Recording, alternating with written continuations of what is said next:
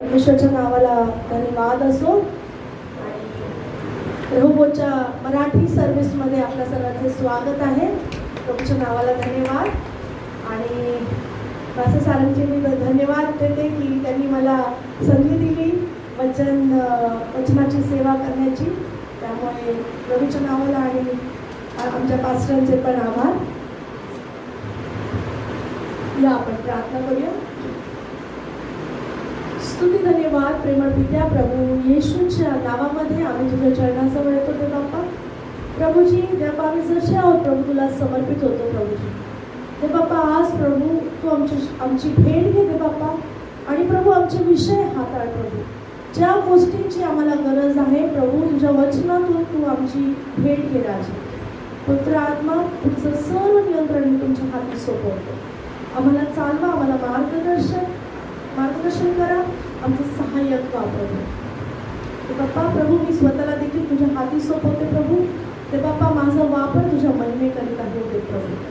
प्रभू येशूच्या पवित्र नावात मागते आमेन. Praise the Lord. आणि या वर्षाची ही पहिली मराठी सर्व्हिस आहे. आणि परमेश्वराच्या नावाला खूप धन्यवाद की त्यांनी मागच्या वर्षी आपल्यासोबत तो राहिला. त्यांनी आपल्या सर्व गरजा पूर्ण केल्या. ह्या नवीन वर्षामध्ये जानेवारीमध्ये जेव्हा आपल्याला सर्वांना या वर्षाचं थीम, या वर्षाचं वचन ठाऊकच आहे. यशाया याचा 49वा अध्याय आणि 3रं वचन. तू माझा देव, तू माझा दास इस्रायल, तुझ्याद्वारे मी माझं गौरव करेन. Hallelujah. Praise the Lord. So हे वर्ष आमच्याकरिता, आपल्या सर्वांकरिता हे वर्ष देवपित्याचं गौरव होण्याचं आहे.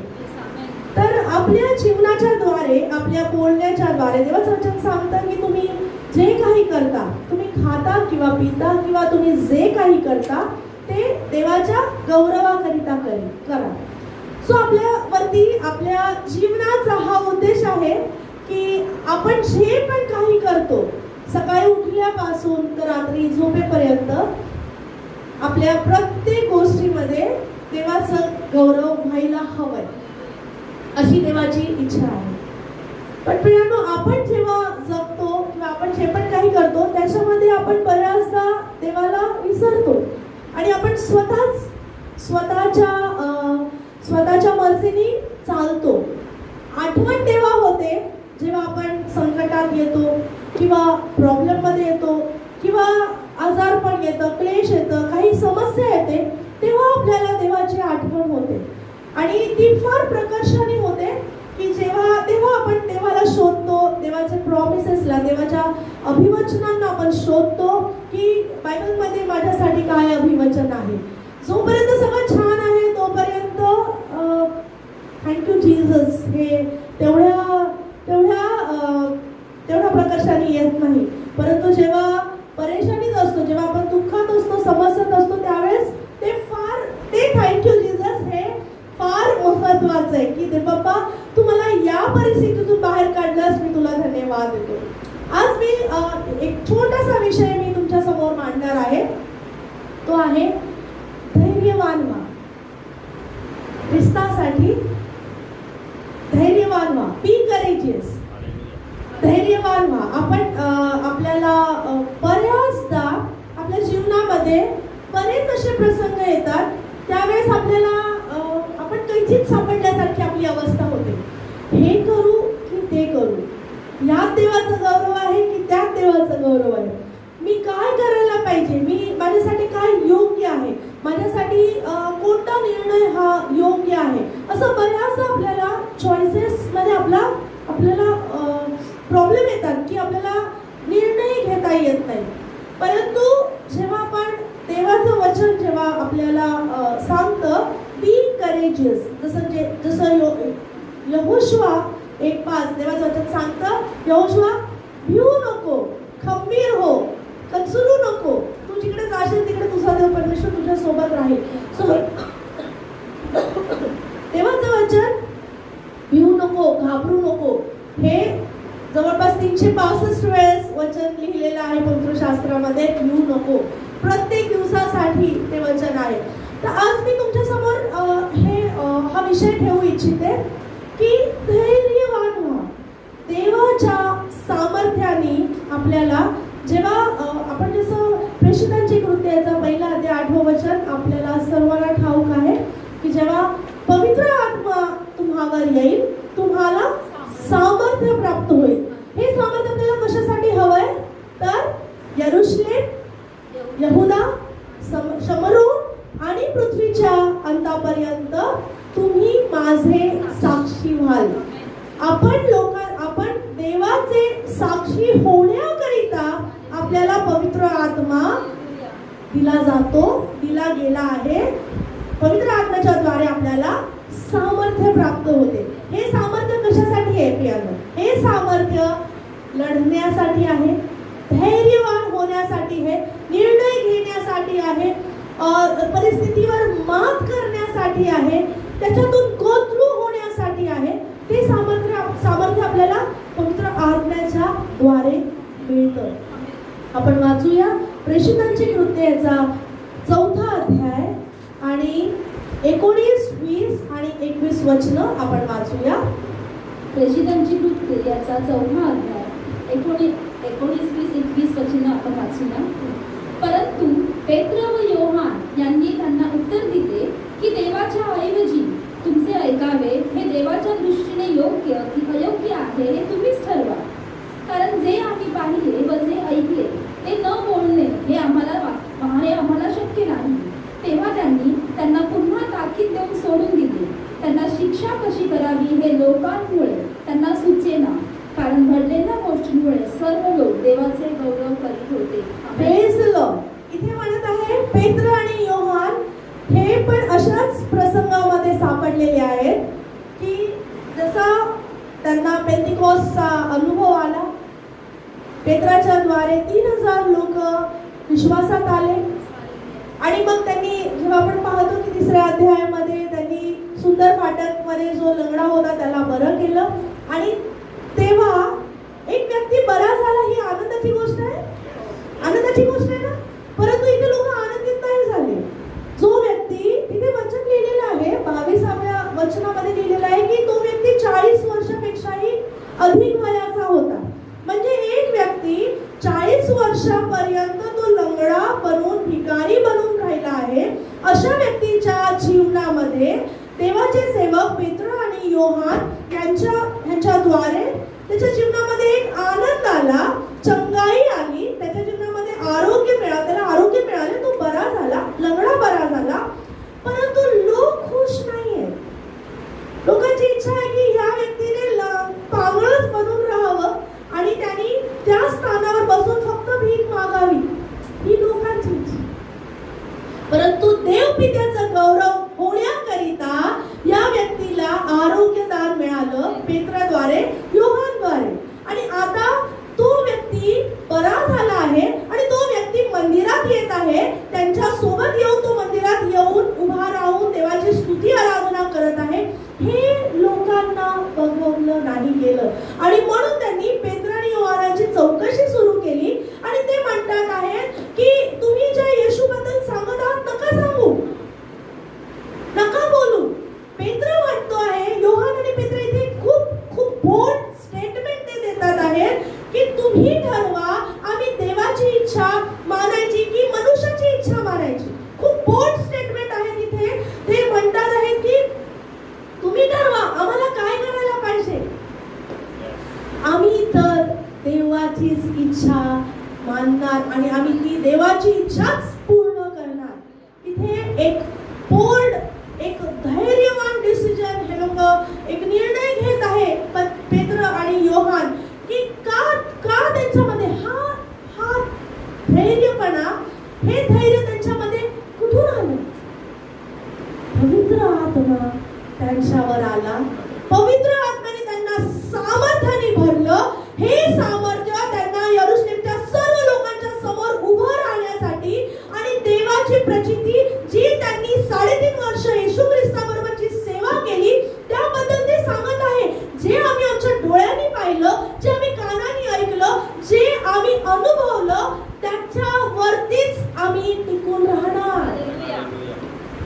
तुमचा कितीही प्रेशर आला, तुम्ही कितीही आम्हाला छळ करायचा प्रयत्न केला किंवा तुम्ही कितीही आम्हाला त्रास देण्याचा प्रयत्न केला, तरी देखील आम्ही तेच करणार जे आम्ही गौरव देवपित्याचं पाहिलेलं आहे. आज आपल्या जीवनात देखील अशी परिस्थिती येते की आपल्याला निर्णय घेता येत नाही. जेव्हा लोक आपल्याबद्दल काही काही बोलतात, आपल्याला पाठीमागून ऐकायला भेटतं, लोक आपल्या पाठीमागे काहीतरी बोलतात, अरे ही तर बरोबर नाही, अरे ही व्यवस्थित नाही, अरे ही कशी काय प्रचार करू शकते, अरे कसं काय हिचं जीवन असं आहे, अरे माहिती का ती अशी होती, आता कशी काय उभी राहते आणि कशी काय प्रचार करू शकत. अनेक गोष्टी आणि त्या जेव्हा गोष्टी आपल्या कानावर पडतात, आपलं मन खिन्न होते, आपलं मन चलबिचल होतं. मी बरोबर आहे का आम्ही राईट ट्रॅकवर आहोत का, आम्ही बरोबर करतो आहे का, आम्ही जो विश्वास आम्ही धरलेला आहे, जी विश्वासाची धाव आम्ही जगत आहोत, काय आम्ही बरोबर आहोत का. बऱ्याचदा आपल्याला असे प्रश्न पडतात. इथे पेत्र आणि योहान हे सांगत आहेत सर्व लोकांसमोर, धैर्याने ते सांगत आहेत की आम्ही जे पाहिलं, आम्ही जे अनुभवलं, आम्ही त्याचा प्रचार केल्याशिवाय आम्ही थांबणार नाही. तुम्ही आमच्यासाठी जे पाहिजे ते करा, तुम्ही आमचा छळ करा किंवा तुम्हाला जे करायचे ते करा, परंतु आम्ही ज्या येशूला आम्ही अनुभवलं, ज्या येशूची सुवार्ता आम्ही पाहिली, आम्ही आमच्या डोळ्यांनी पाहिलं की आंधळे बरे झालेले आहेत, आंधळ्यांना दृष्टी आली, लंगडे बरे झाले, मुर्दा लाजर उठवला गेला, हे सर्व आम्ही आमच्या डोळ्यांनी, आम्ही आय विटनेस आहोत, आम्ही हे आमच्या डोळ्यांनी पाहिलेलं आहे आणि आम्ही त्याच येशूला वधस्तंभावरती ते दुःखदायक मरण सोसताना देखील पाहिलेलं आहे आणि त्याच येशूला आम्ही तिसऱ्या दिवशी गौरवशाली आम्ही त्याला पुनरुत्थानित देखील पाहिलेलं आहे. आता जर तुम्ही आम्हाला थांबवत असाल किंवा जर तुम्ही आम्हाला मागे खेचत असाल, जर तुम्ही आम्हाला येशूचा प्रचार करण्यासाठी थांबवत असाल, तर आम्हाला तुम्हाला सांगू द्या की जी सुवार्ता आम्ही आमच्या डोळ्यांनी पाहिली ती खूप गौरवशाली आणि आम्ही त्याचाच प्रचार करणार. मी तुम्हाला हे सांगू इच्छिते, जीवनामध्ये, आपल्या जीवनामध्ये बऱ्याचदा असे प्रसंग येतात, त्यावेळेस मनुष्य साथ नाही देत, त्यावेळेस ती एक प्रार्थना जीवन बदलणारी असते. ती एक वचन, एक रेमा वचन जे आपल्या जवळ येतं, ते वचन आपल्याला आनंद देतं, ते वचन आपल्याला सांत्वना देतं, ते वचन आपल्याला शांती देतं. आणि अशा परिस्थितीतून जेव्हा आपण मात करून, जेव्हा आपण टेस्टिमनी साठी उभे राहतो, तेव्हा लोक आपल्याला जेव्हा ट्रोल करतात, लोक जेव्हा आपल्याला नावं ठेवतात, त्यावेळेस हे धैर्य आपल्याला पाहिजे, जे धैर्य पेत्र आणि योहानांनी दाखवलं. जे आम्ही शिकलो आहे, आमच्या स्वामीकडून आम्ही जे काही शिकलो, येशू ख्रिस्ताबरोबर 3.5 वर्ष जेव्हा आम्ही त्याच्यासोबत राहिलो, आम्ही त्याचं जीवन पाहिलेलं आहे, त्यांनी कसं जगलं आहे, कुठे झोपत होता, कुठे राहत होता, कसं त्यांनी 5,000 लोकांना जेवण दिलं, कसं त्यांनी त्या कन्नेसरच्या माणसाला जो दुष्टात्मा होता त्याच्यातून त्यांनी त्याला कसं सोडवलं, कसं त्यांनी मला पेत्रासाठी हा एक जिवंत उदाहरण की कसं मी त्याच्यासोबत पाण्यावरून चाललो, हे सगळे अनुभव हे त्यांचे पर्सनल आहेत, त्यांचे पर्सनल अनुभव आहेत. जेव्हा आपल्याला देवा पर्सनल अनुभव देतो, ते त्या लोकांच्या मताच्या काही अधिक वर आहे. आपला पर्सनल अनुभव, ज्या देवानी मला दलदलीतून उचललं, ज्या देवानी मला त्या पापाच्या दलदलीतून, खाचेतून त्यांनी उचललं आणि त्यांनी स्वर्गीय स्थानामध्ये आणून बसवलं, त्या देवाची सुवार्ता मी का नाही गाजवू, मी का लोकांना घाबरू, का मी लोक जसे शंभरोनी स्त्रीला लोक बोलू शकत असते, अरे तू कोण आहे माहिती आहे आम्हाला, पण तिने त्याची पर्वा नाही केली. तिने ज्या दिवशी येशू ख्रिस्त तिला त्या विहिरीवरती भेटला, तिने त्याच्याकडून जिवंत पाणी घेतलं आणि ते घेऊन ती शमरोनात, पूर्ण शमरोनामध्ये ती सुवार्ता सांगणारी पहिली स्त्री होती. पूर्ण शमरोनामध्ये ते इव्हॅंजलिझम केलं, तिच्याद्वारे संपूर्ण शमरोनामध्ये येशू ख्रिस्ताची सुवार्ता पसरली गेली. तिने तो विचार नाही केला की लोक मला काय म्हणतील, लोक माझं पर्सनल लाईफ बघून काय म्हणतील,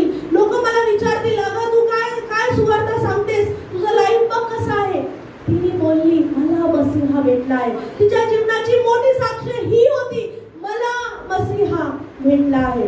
आपल्या जीवनामध्ये जे देवाने आपल्या जीवनात केलेलं आहे त्या मोठ्या साक्षीवरती टिकून राहा. आणि ती साक्ष, ती प्रचारासाठी, ती साक्ष लोकांचं कोणाचं तरी जीवन बदलण्यासाठी, ती देव त्याचं गौरव करण्यासाठी ती साक्ष आपल्या जीवनात आलेली आहे. इथे वचन आपण वाचलं, 4थं वचन त्याचा 21वं वचन सांगत आहे, कारण घडलेल्या गोष्टींमुळे सर्व लोक देवाचे गौरव करत होते.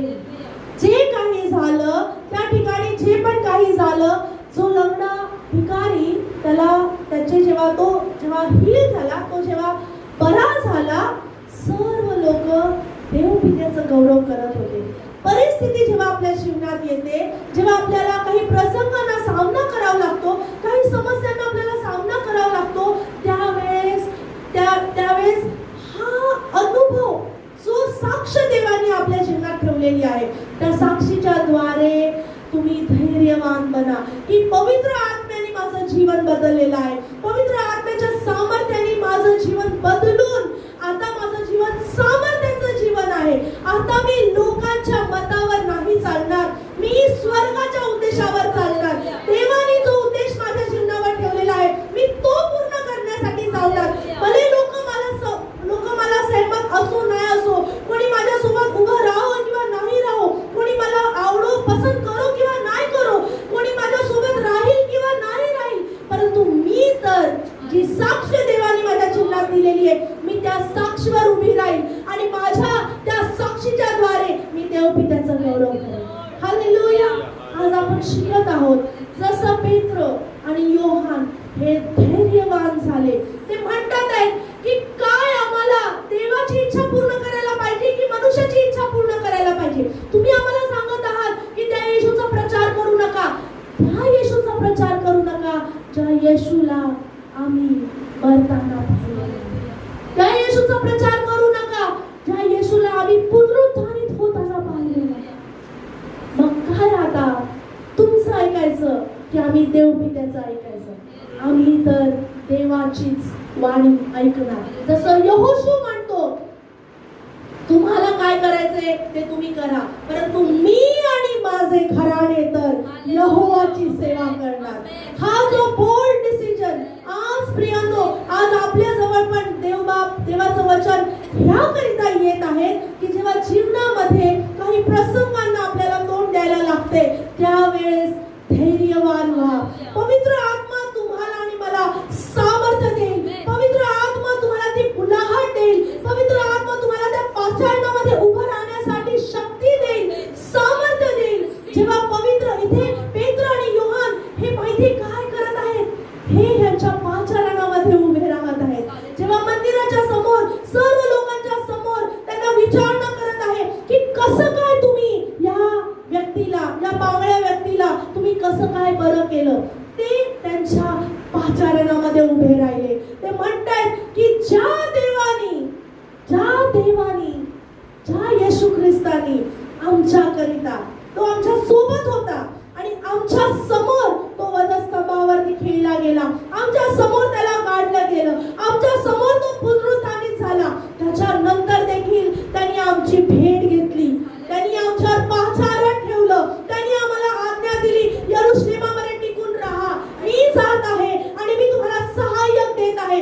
त्यांनी तो सहाय्यक पेंटिकॉस्टच्या दिवशी आम्हावर दिला. आता जेव्हा तो सहाय्यक आमच्या सोबत आहे, आता आम्ही लोकांच्या मर्जीने नाही, आम्ही स्वर्गाचा उद्देश पूर्ण करणार, आम्ही धैर्यवान होणार, आम्ही सामर्थ्य, ते पवित्र आत्म्याचं सामर्थ्य आज आपल्यामध्ये देखील आहे. प्रियांनो, मी तुम्हाला सांगू इच्छिते, मनुष्याच्या मतावर टिकून राहू नका. मनुष्य तुम्हाला मागे खेचेल, मनुष्य तुम्हाला डिस्करेज करेल, मनुष्य तुम्हाला पाठीमागे खेचेल, मनुष्य सांगेल काही मुलाहट नाही, मनुष्य म्हणेल तुमच्याच्याने काही होणार नाही, अरे तुम्ही कसं काय वचन घेता, कसं काय तुम्ही आराधना करता, तुम्ही नाही करू शकत, तुम्ही वचन प्रचार नाही करू शकत, तुम्ही आराधना लीड नाही करू शकत. अनेक गोष्टी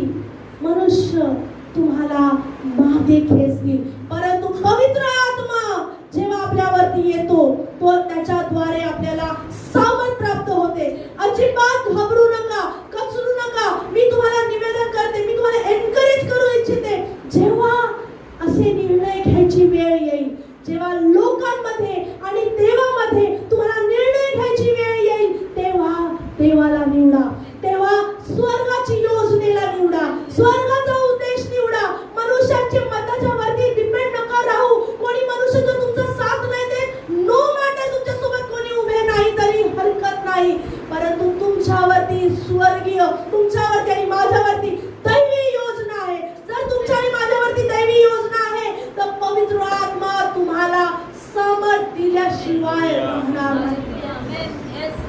पेत्र आणि योहान त्यांच्या पाचारणामध्ये उभे राहिले. जरी छळ झाला, जरी आम्हाला आमची चौकशी करण्यात येऊ दे, आमचा छळ येऊ दे, किंवा ते लोक विचार करत आहे ह्यांचा छळ कसा करावा.